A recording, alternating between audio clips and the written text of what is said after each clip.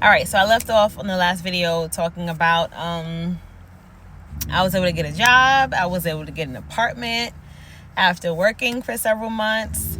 My sister wanted to move out of my mom's house. She became my roommate.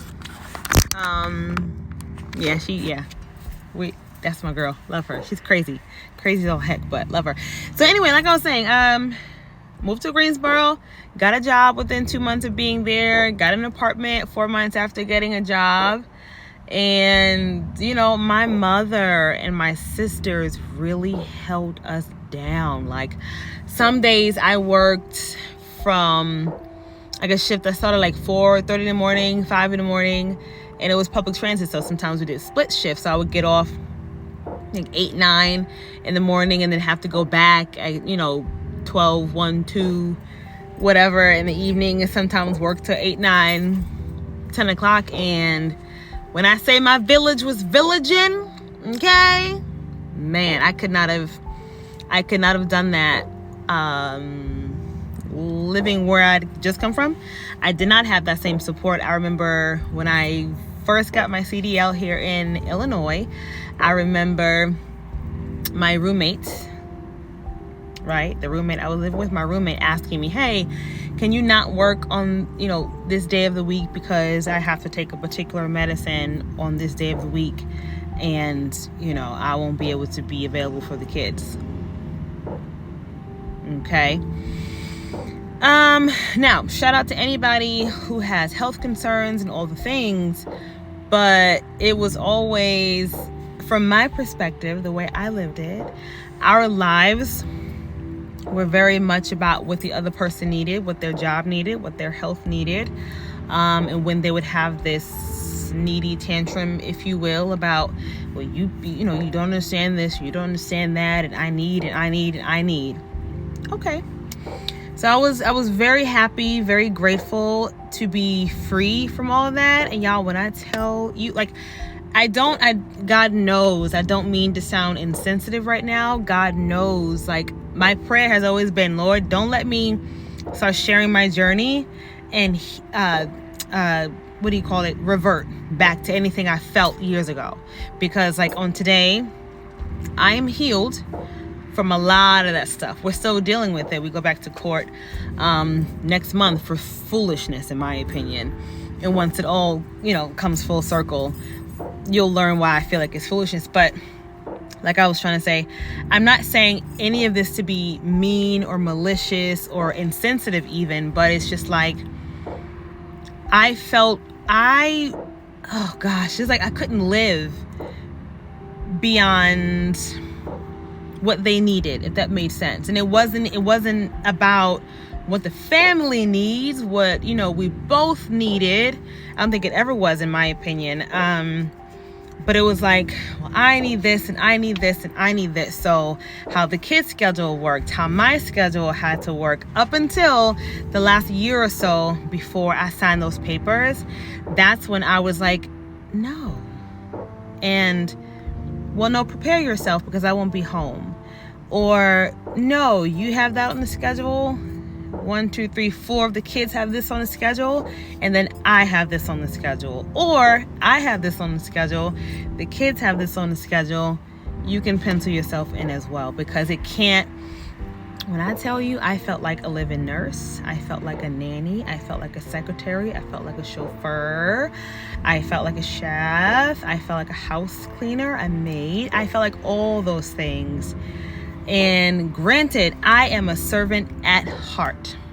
I really am. Like, in any venue, you'll catch me helping, you'll catch me serving, you'll catch me up and about doing all the things, for someone that I love, right?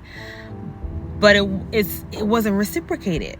It wasn't reciprocated. And that's where I began to feel depleted often.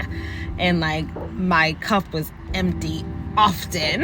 And I would really feel like my God did not die on the cross for me to be living like this. Like, this is not it. This is not why he sacrificed. And, this is not the abundant life that he wanted me to live. It's not. Y'all can't tell me that it is. But anywho, getting back to the point so I can wrap this up. When I moved to North Carolina, I feel like my life jump-started again. Like, I literally felt revitalized and I felt free. There was a lot of healing that had to take place immediately in the first couple of months, because breaking away from all of that mental abuse, emotional abuse, verbal abuse, that took some time. It took some time and it took some patience on behalf of my village, and I'm grateful for my village being able to point it out, being able to pray me through, being able to counsel me through, and being able to call it out when they saw it.